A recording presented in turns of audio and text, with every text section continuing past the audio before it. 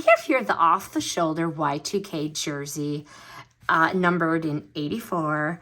This delivers that sporty, cute vibe, the slouchy neckline, the drop shoulder, and the bold 84 graphic. This looks great with denim, cargos, or shorts. It is an easy throw-on that instantly reads, game day meets downtown. My daughter lives in this shirt.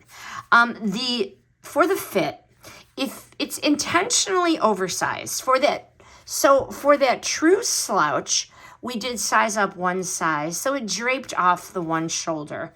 If you want more of a relaxed crew fit, I would definitely pick your usual size. The length is hip skimming on most and easy to front tuck or not. The care, machine wash cold, inside out. We don't want to hurt the graphic. And line dry or tumble dry low. Why we like this? Instant Y2K aesthetic. Love the oversized drape. The varsity number is so flattering. And this is 100% on trend. Easy styling.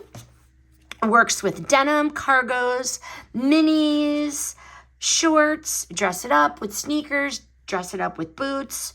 This one is low maintenance. The fabric definitely keeps its shape. And the color with some simple care. Would I buy it again? What's the final verdict here?